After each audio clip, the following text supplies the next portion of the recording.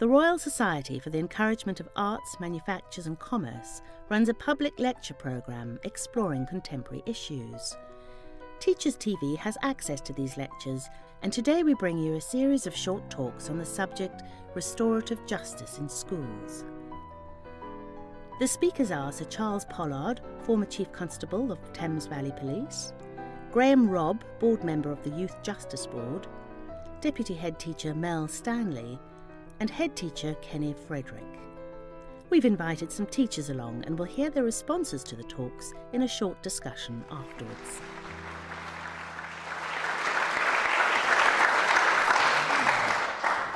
Thank you. When I was the Chief Constable of the Thames Valley Police in the 90s, my colleagues and I were concerned that the criminal justice system didn't meet the needs of our communities. Indeed, why would anyone then consider that it did, when in real terms the criminal justice system excludes from its workings those very people who are critical to its success? Victims of crime, people like you and us all here together, because everyone in this room has probably been a victim of crime on average in the last 4 years. Of course, the justice system does involve victims of crime as witnesses, but in their capacity as givers of evidence, in fact, tools of the court, but it does nothing to recognise their intrinsic needs as people. No wonder, and it's still the same today, no wonder less than 1/3 of victims are satisfied with the criminal justice system. Now, I'm not here today to talk about criminal justice, as you know, but I'm just starting off with that because it's the lead-in to how this thing called restorative justice, or in schools, restorative approaches, what the principles are and how and why it works. Back in those Thames Valley days, we actually started experimenting with better ways of what we saw as doing justice with youngsters, because the police have jurisdiction over youngsters 17 and under the first 1 or 2 times they commit crime before they go to court. What used to be called cautions are now called something else. And we started bringing offending youngsters and their crime victims together in meetings with their respective families and supporters. And you know, it worked. It worked. It was quite incredible how it just worked. Everyone seemed to like it. Everyone seemed to find it valuable. Victims, of course, they had very high levels of satisfaction with it, for reasons I'll talk about later.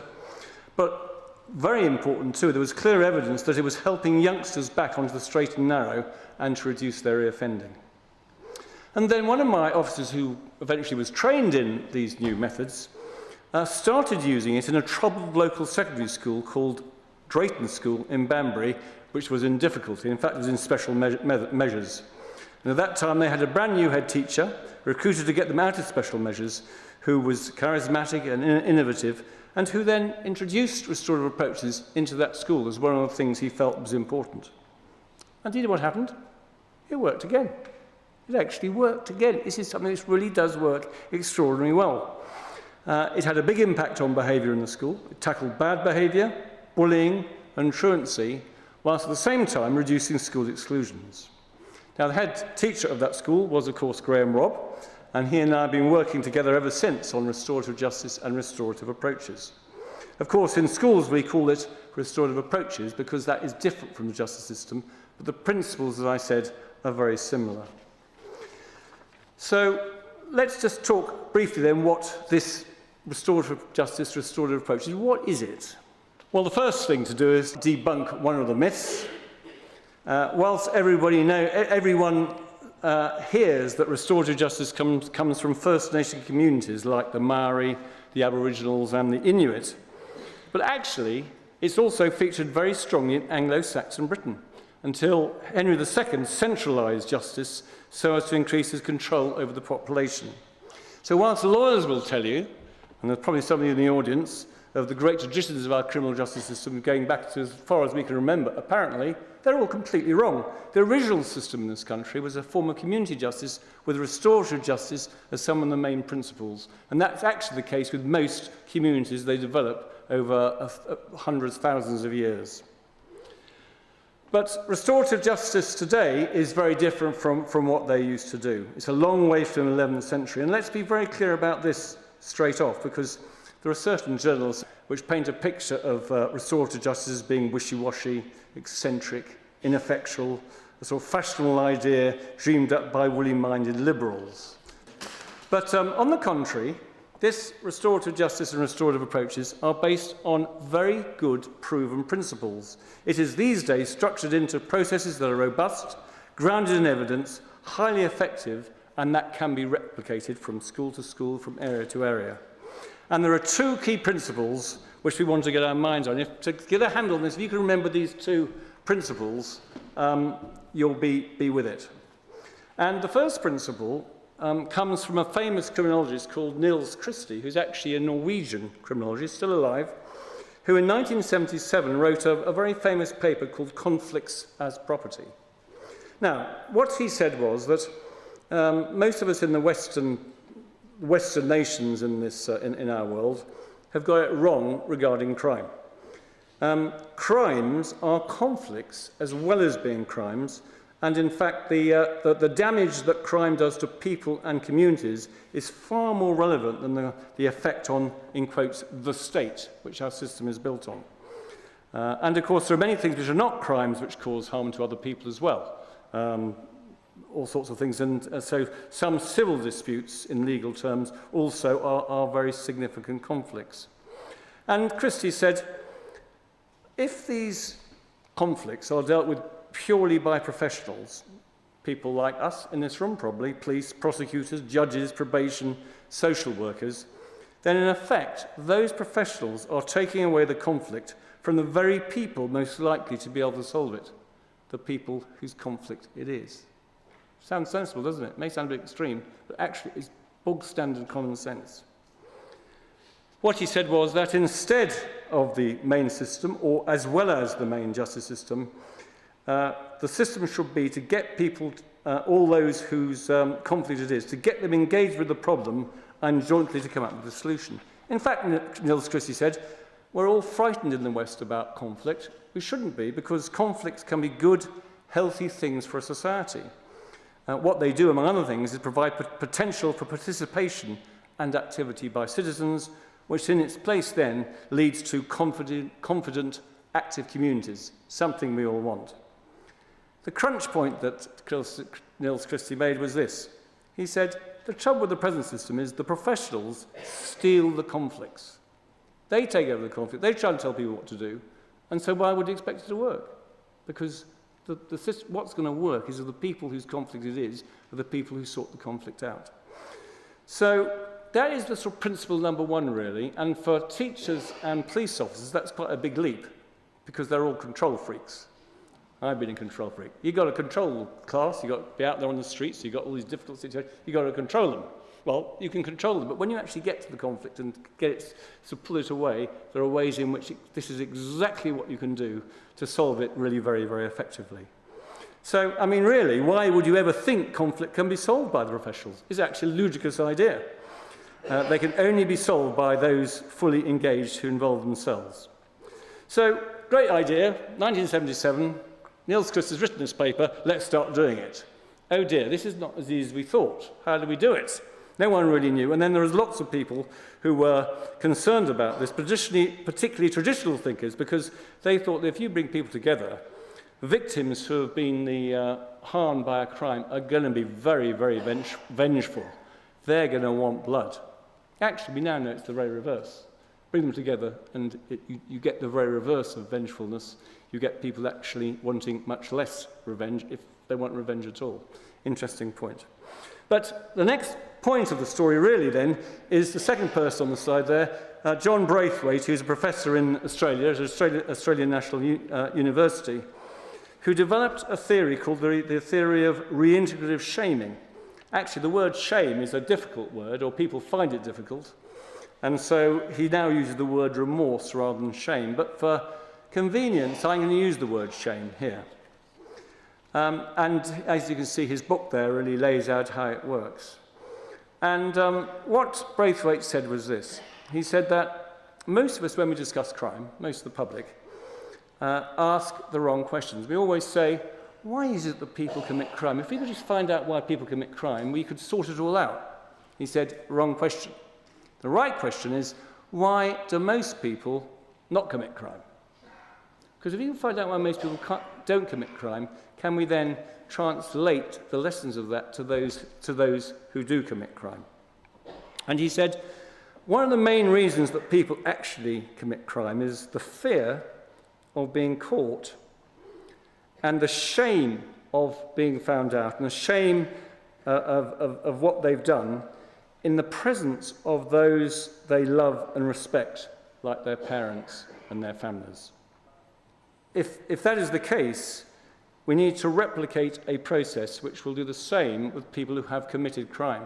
So the logic, he said, was, where you have people who have committed crime, the way you would implement Christie's model of getting people together and giving them the conflict is this, that you want the offender, or offenders, faced with the impact, the harm they have caused on other people, face to face, they're right there, so they're hearing face to face what harm has been caused, in the presence of someone the offender loves or respects. Could be their parents, could be a teacher from school, could be anyone.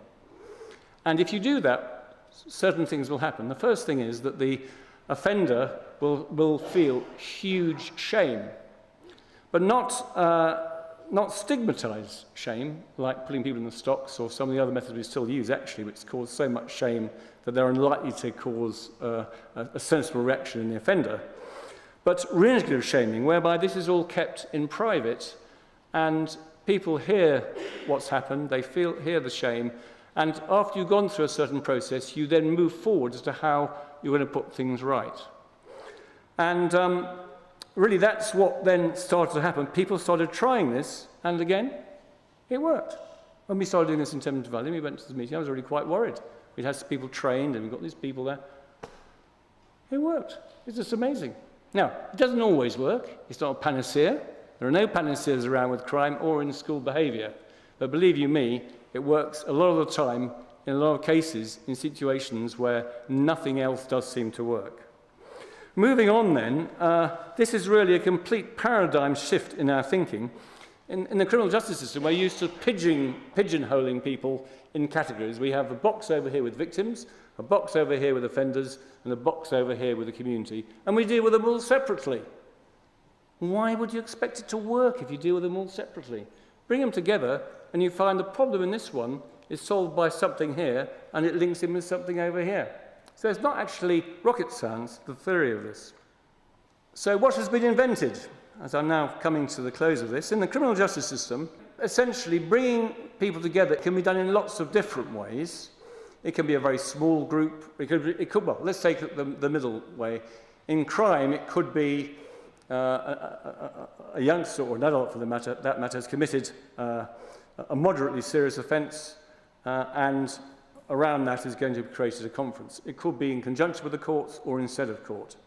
And that takes quite a lot of preparation, quite a lot of care, and a little bit of time to get it all right, but you'll get very good results.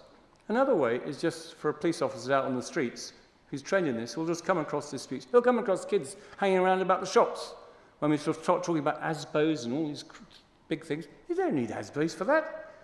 You know, some of these things, just sort the problem out by your training and bring them together in the way I've described. Doesn't always work, but it works an awful lot of the time. And then sometimes you have very big conferences, 30, 40, 50 people, over very major community problems. So that in Thames Valley, typical one, a street at war, police have been called there 79 times in the last year, new police officer on the block, trained in restorative justice, calls a conference, gets about 20 people together of that street. Very, very powerful, very emotional, and the police have never been called back since. And the two main protagonists in that street go off on holiday together. Now, I'm going to move this, and it's true, yeah, I mean, this does happen, believe you me. These aren't extreme stories. There are lots of stories, lots of cases just like that. Okay, finally then, what we've got here then is a new form of dialogue. It involves safe processes to bring people together. It's not about legal or technical consequences, but about the real issue, harm caused by one person to another, the social and emotional harm. And that impacts on the very fabric of society. A key to this is the person who facilitates these conferences has to be trained, 3, 4, 5 days training, probably 3 days we can do it now. And they have to be very neutral, and their whole thing is to give the conflict to the people there. Okay? A really good facilitator, you don't even know they're there. But it's a very clever system, which I'm not going to go into detail, of how you go through a process with the people in this group, in this meeting.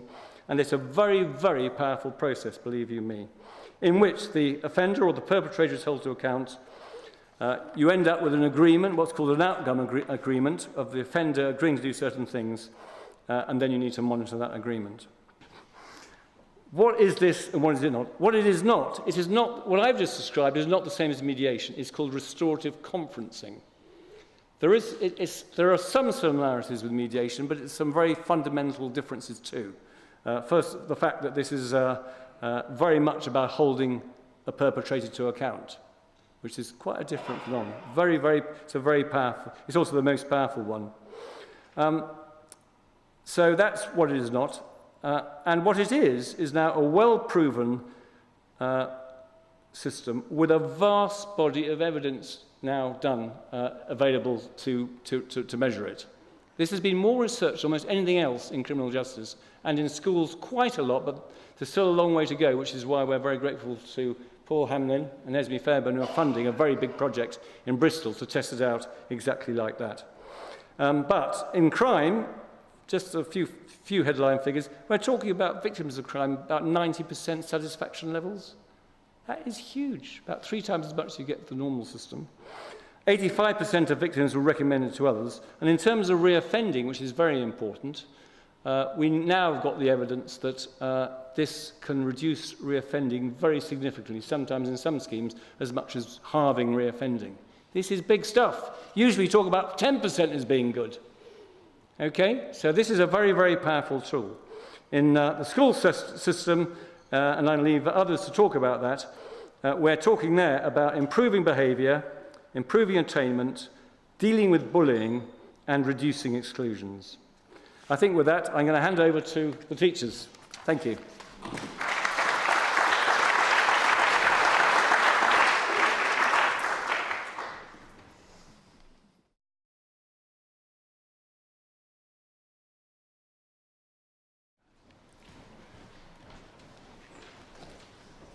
Good evening, ladies and gentlemen. My name is Graham Robb, and a colleague of the force of nature that is Charles Pollard over a number of years.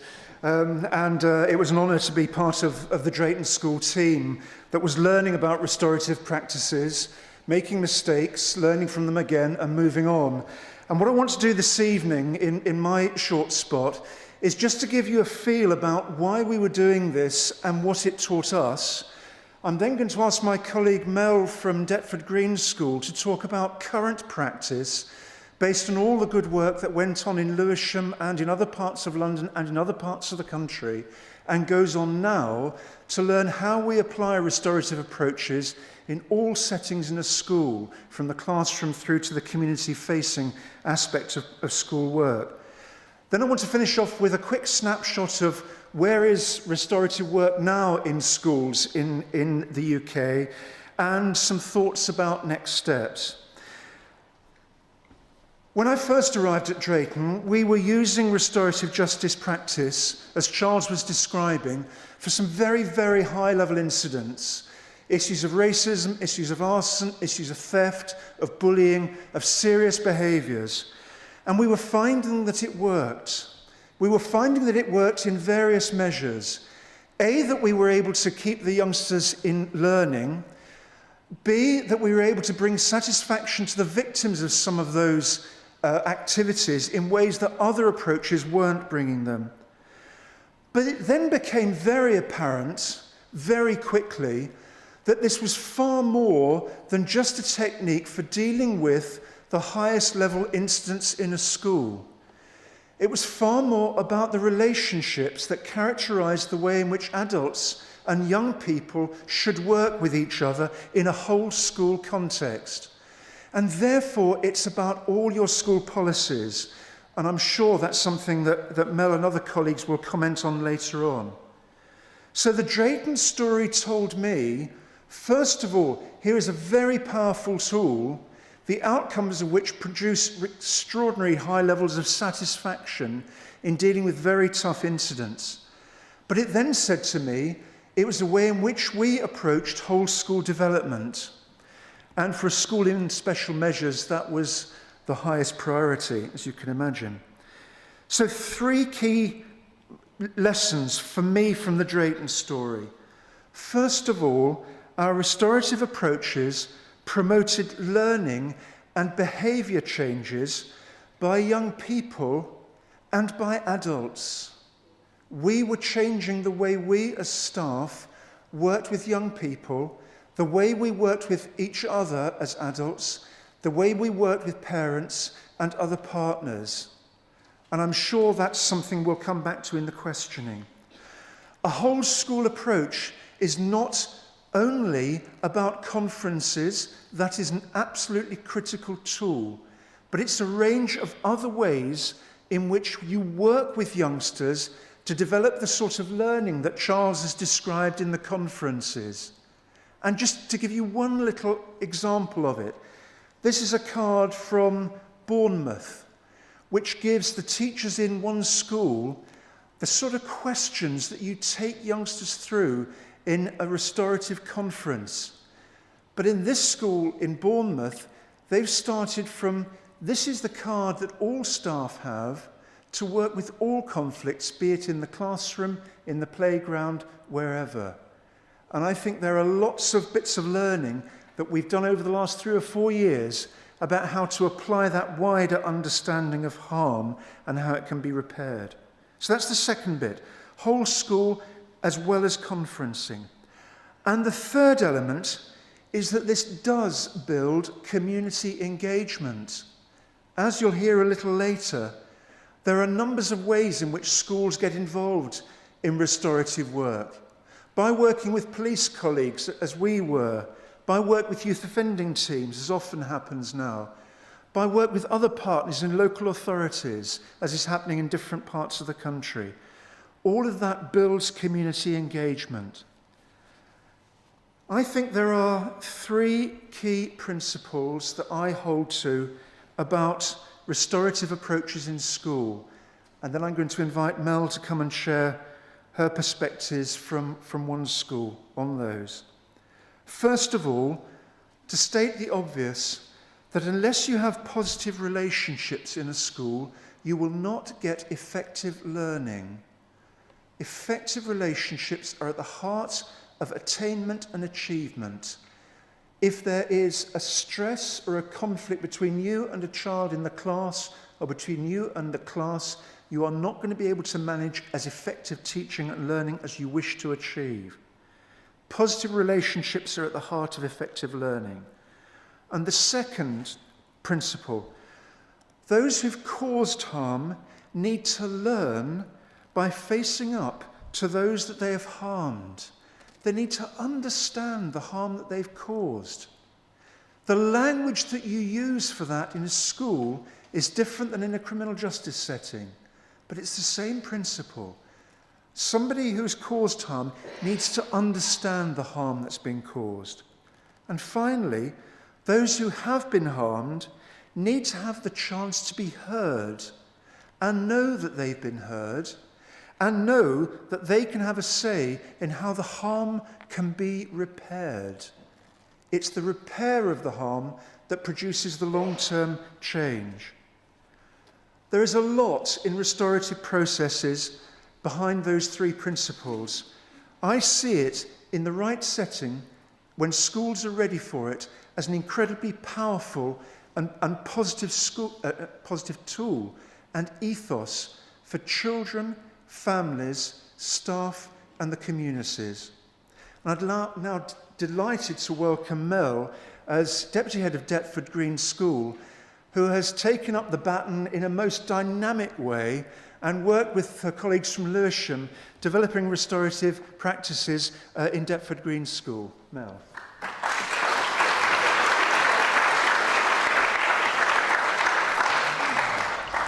I want to start off by telling you just a little bit about where I started in all of this, because 4 or 5 years ago, I'd become very jaded and very fed up with my job. I was excluding children and feeling increasingly uncomfortable about it and not happy. And I was just so lucky to be part of a local education authority who had Sian Williams, who'd had a vision of how you could use restorative justice in schools in order to make the sorts of differences that you've already heard about tonight.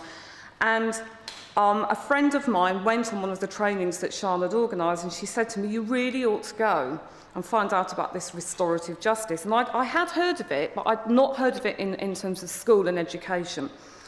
So I thought, well, what have I got to lose? So I went. I spent the first day thinking, oh yeah, you're not going to tell me I'm not excluding. I spent the second day thinking, oh no, hang on a minute, there might be something in this. By the third day, I was thinking, how am I going to go back to Deptford Green and convince everybody that we've got to start working in this way? And then the reality hit. And the reality hit on the wet morning at break, when, I've got to change the names and I must remember to get this right, when Aaron was brought to my office in floods of tears in a terrible state, with a huge sort of boot mark in the middle of his back.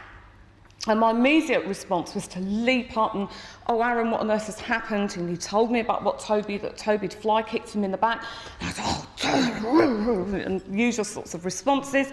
And Toby was duly brought to me by one of the playground supervisors. And then I remembered, no, hang on a minute.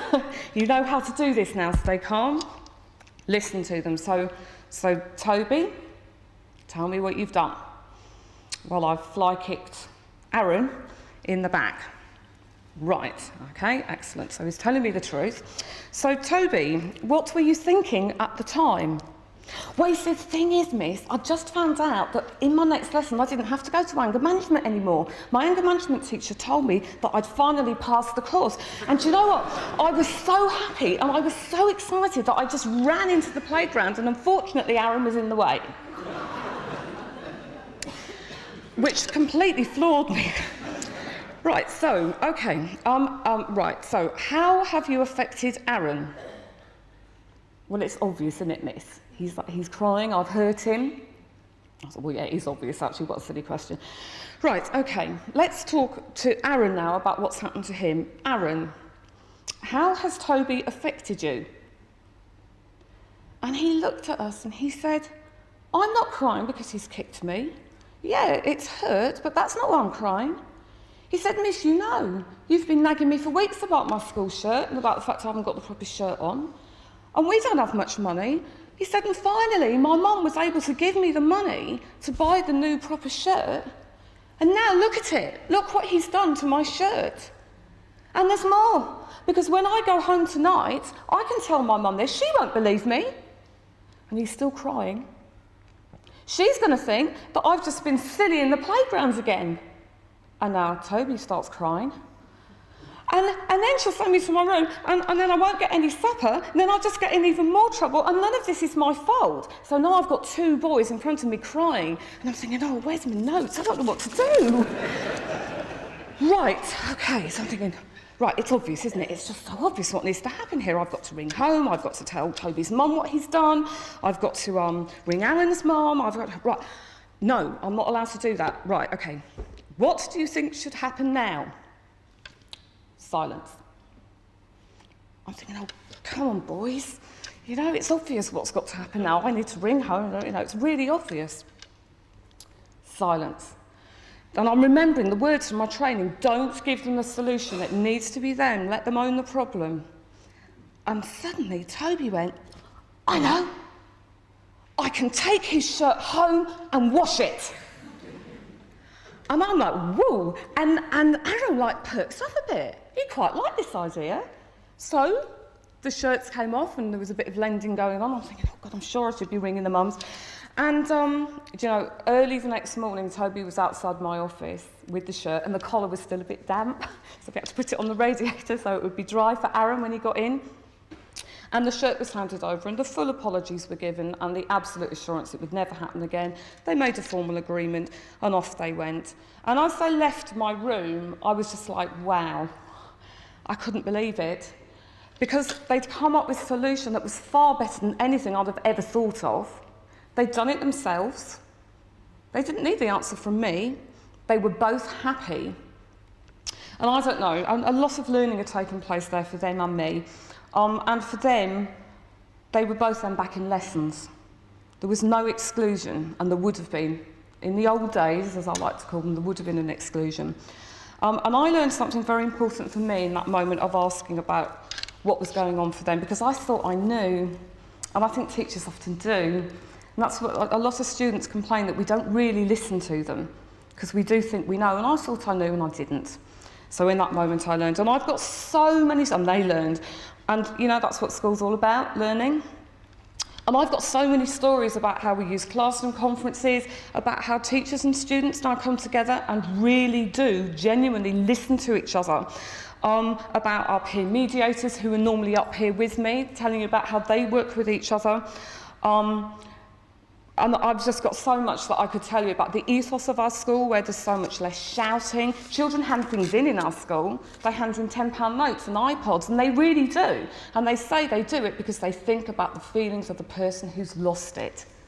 Okay? I haven't got any more time, so I'm just going to end up by saying that the really great thing about Deptford Green is that if you come to learn and work in our school, if you make a mistake, you get the chance to learn from that. You're not just made to pay for it. Thank you.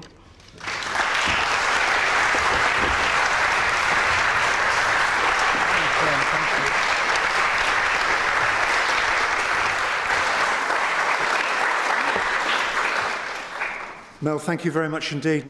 So a snapshot of what's going on at the moment around the UK then. Some of the earliest restorative justice in schools work was supported under the Youth Justice Board pilot in the early years of this century. And if you're wanting to look at data from some of those pilot schools, I'll just give you a couple of headlines. This is working in 26 schools, looking at some 630 conferences. And what we were seeing there was that, judged by external and internal validators, we got 92% of the conferences reaching a successful conclusion. In other words, going through the process, coming to the end of a period of review and saying that the conference had been successful. Of those, 96% of the agreements that were reached, that Charles was talking about, 96% of those agreements were still holding after 3 months, which compared to other behaviour measures is really quite a startling figure. And critically, what did the people who were involved in it think? 93% of participants in those 627 conferences said that they felt the process had been fair. And that's the young people who caused harm and the ones who had experienced harm and the other participants. So some schools got involved through Youth Justice Board pilots. Others have got involved through the prevention funding through the youth offending teams. Others have got involved in partnership work through work with the local police services. Some local authorities took positions on restorative justice work very early on. And Mel's talked about the work of Lewisham in producing this book, Restoring the Balance, which was a seminal book for many schools around the country in thinking about how you implement restorative justice as a school. What are the readiness factors? How do you train? How do you deploy people who know how to use restorative approaches? How do you evaluate it? So a range of ways in which schools have become involved in that. Why have they become involved in it? My view is, A, because they hear from practitioners like Mel, like Ian, like other colleagues, some of whom are here this evening. They hear those sort of stories and they compare them with their other practice. And they say, this gives us a learning outcome for young people. And that's what we are around as schools. It fits into a view of what learning should be about. It fits into an understanding of how young people develop and change, and how you can help them to build the language to solve problems, to deal with conflict, to understand how to relate to others. I think that's why schools are adopting it, because they see it fitting into an ethos of learning. The successes we're still learning about nationally. There is some hard evidence of its impact on exclusions. 3 high schools in Sefton in 2004-2005, on one measure of the number of days of fixed-term exclusions, saw a 57% drop in the number of days of fixed-term exclusions across 3 high schools. There's anecdotal evidence and some statistical evidence around exclusion data. And as Charles was mentioning, the work that's going on, supported by Paul Hamlin Foundation and the Esme Fairbairn Foundation, is supporting a project in Bristol which is trying to capture wider evidence of the impact of restorative work. What is the impact on the attainment and achievement of the youngsters involved in this? What's the trajectory of the youngster who might otherwise have been excluded, as Mel was saying? What's their trajectory staying in school? What's the evidence around the range of behaviour measures? But critically, what's the range of evidence around the view of young people and staff of relationships in the school? Many schools for years have been capturing through surveys, work with school councils, the perceptions of youngsters of feeling safe in their schools. And the Bristol project is going to try and capture some of that data as restorative approaches are introduced into those schools. So there is work to do to capture evidence. But in the meantime, to finish off this part of the evening, some reflections from me about where we go next on restorative approaches in schools, learning from what's happened not only in England, but in Scotland, where some local authorities, supported by the Scottish Government, have taken forward some restorative approaches in schools work as well, and in Wales and in Northern Ireland.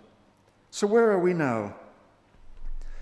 I think we've come a long way in understanding what it takes to lead a school that wants to implement restorative approaches. We're way beyond where Charles and I were in 1998 and 99.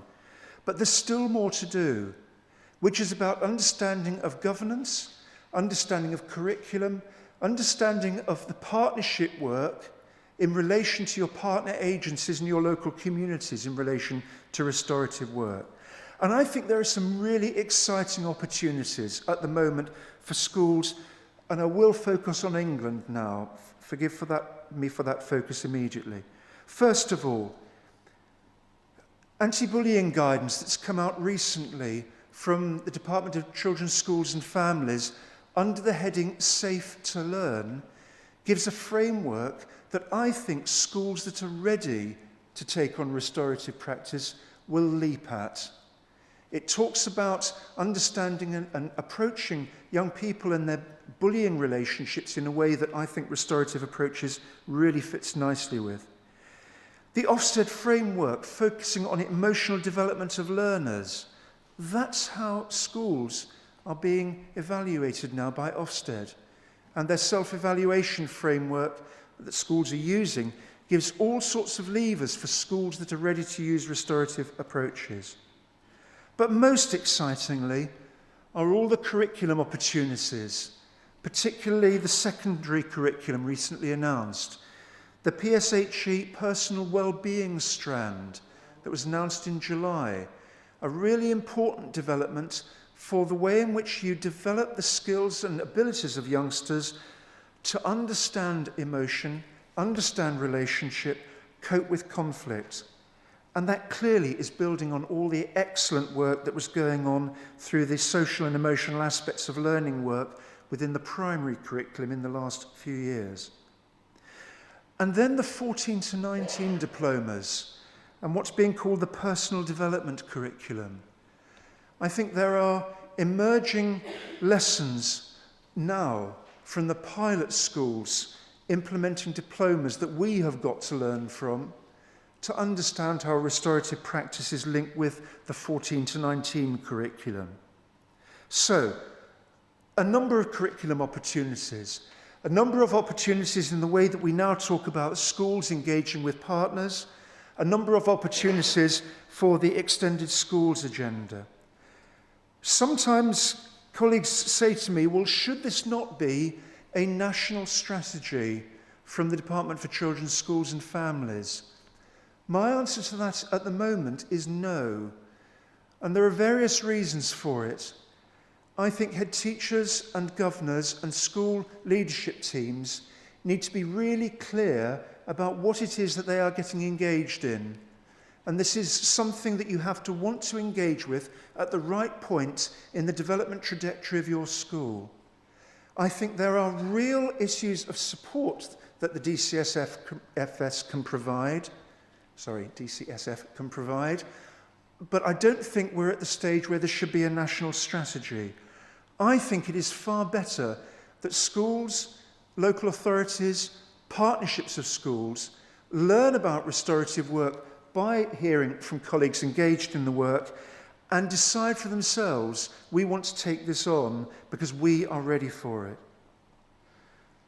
I think, to summarise, I think many people involved in restorative approaches in school have a vision which says that restorative approaches is about learning for children and young people in a way that other approaches are not. It is coherent as an approach to understanding and leading school development for children's learning to be citizens in the communities of the future. Thank you very much.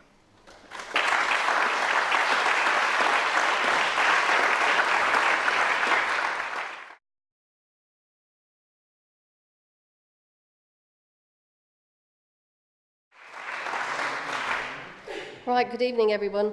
I'm Kenny Frederick. I'm head teacher of George Green's School in the Isle of Dogs, and I think my job now is to rubbish everything that they've said there really and say it's all nonsense. And of course I'm not going to do that, but I'm going to go through just sort of some of the things that happen in a school and the approach that we take in our particular school. So mine is a very large comprehensive school, 11 to 19 school. We're an inclusive school, so our job is if you live in our community, you should be able to go to our school, whatever you need. Our job is to meet that need. We're a humanities specialist school and specialising in citizenship particularly. And one of our aims is to ensure that our students are citizens rather than tourists. They're not just passing through. We're a training school, so I think it's really important to train staff, pupils, and outside agencies and everyone we work with. And we're an extended school in the full sense of the word, so we've got a whole range of professionals and voluntary services and people working with us, and that's very important. We're also being commissioned recently to deliver youth services in the Isle of Dogs, which I have to tell you is an interesting development. And actually, in terms of conflict resolution, that's really important.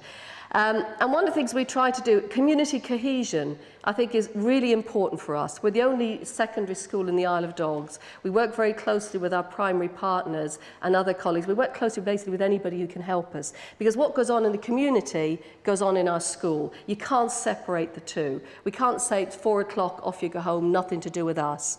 And one of the things we always say is we're trying to avoid blame. We all take responsibility. We can't solve the world's ills by ourselves, neither can the police, the voluntary agencies, the kids, and so on. So it's about accepting that responsibility. And as head teacher, that often gets me in lots of trouble and there's lots of conflict that I have to deal with. But it's very important. And I think one of the things about it is that we have to be prepared to change.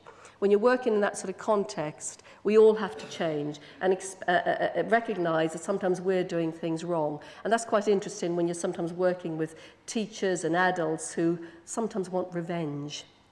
Now, the sort of thing, the issues, so let's look at the fact that restorative justice, conflict resolution, we live and breathe it. And sometimes it works and sometimes it doesn't, but you give it a go. The sort of issues that you have, and particularly for us, the Isle of Dogs, I don't know if you know it, but it is like an island, even though it isn't physically, but it feels like an island sometimes. And one of the issues that we have is that we have a community that doesn't trust authority, that sorts things out for themselves. So that can cause a few problems. Something goes wrong, they can be down there, banging the door in, trying to sort it out for themselves, and that can be the parents. So that's a bit of an issue. And we've had to work on that over the issues. We have the Isle of Dogs endemic racism where there's racism, there's sexism, there's homophobia. There are ingrained attitudes that come from the community into the school. And we have to work at changing that all the time. And these are sort of issues that we have to deal with. And, you know, I'm someone who've taught in London all my life, and it is very different in that particular part of the world. It's in your face, it's there, and you have to challenge it and you have to deal with it. There's another issue about, because conflict resolution and restorative justice or approaches work if people will admit that they've actually done the crime. And, you know, sometimes I'm sitting there, you know, something has happened, we have the video evidence, we have 15 witnesses, we have DNA, you name it, CCTV, and the child didn't do it, and the mum will say to me, well, Mrs. Frederick, he swore in his nan's life that he didn't do it, and I believe him because he wouldn't do that. So, you know, and it's very difficult sometimes to move forward. So you need a sense of humour, first of all, to actually be able to go back and, you know, try to work through that.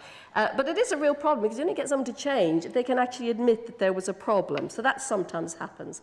And the other thing we have, again, is, you know, our youngsters and in the community, the way of solving the problem is either to scream and shout and make lots of noise and have a temper tantrum, or to hit out. So we have to model a different sort of behaviour. So it's very much about the culture of the school, the way that we treat each other, the way the children see us treating each other, you know, and being prepared when you're doing the restorative approach and doing the conflict resolution. Sometimes that's between adults and children, because sometimes we as teachers and adults say the wrong thing, shout at the appropriate, or whatever it is we do. We have to be able to prepare to say sorry. And it's quite interesting sometimes when we've got these sort of conferences going on, sometimes between a child and a teacher, and it's actually one of my support member of staff, who's the person who's trained, has been most trained in the subject, who does that. And it's great, the kid will say, you know, I was bang out of order, sir. And the teacher will say, you know, I was a bad day, I was really sorry, I was a bit down, or whatever. And it's sorted. So it's trying to actually get that approach, but it's not just about the children, it has to be about the adults as well.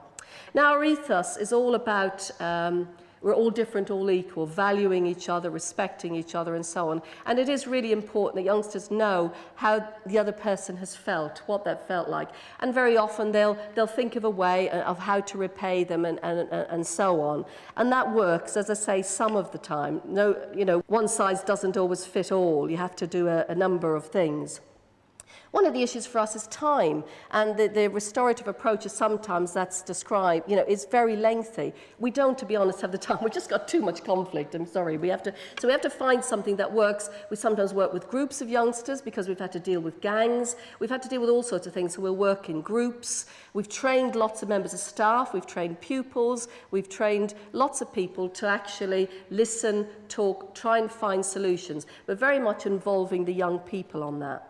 Now, I mean, we're a Safer School partnership. We work very closely with the police, and we have had a Safer School officer for 6 years, which has been amazing, because now people report crime, not only the youngsters, but the parents. We're actually able to do that. That's a big move forward on the Isle of Dogs, and that movement has been fantastic in working for us. And our police officer has been part of that training and is very much involved in that restorative approaches.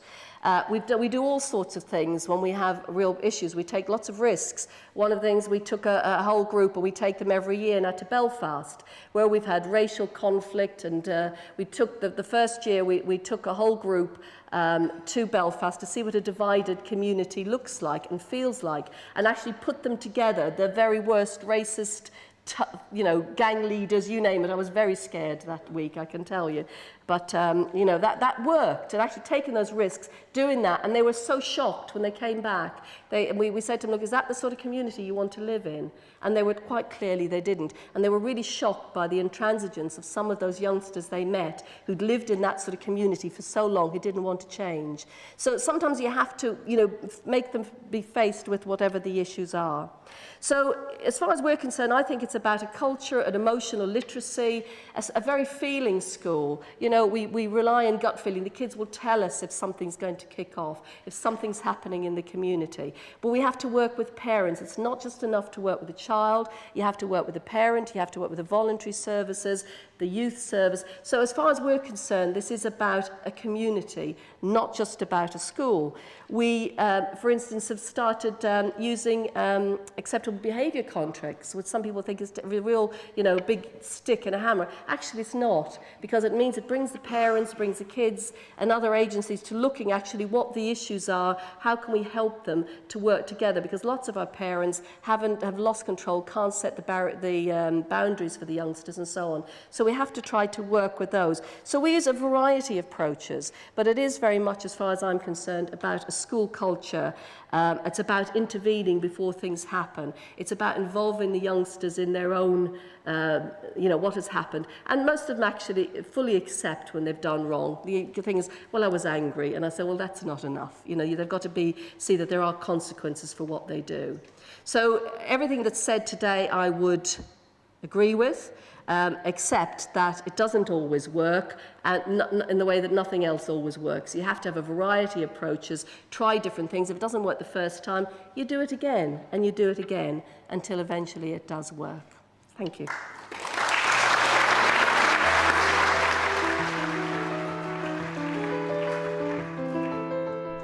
With these thoughts in mind, let's hear some responses from our teachers in the audience. So I thought it was fascinating, and I think as a whole school approach, it fascinates me. It just makes me wonder, because I don't think they explained it here, how it's introduced to the children.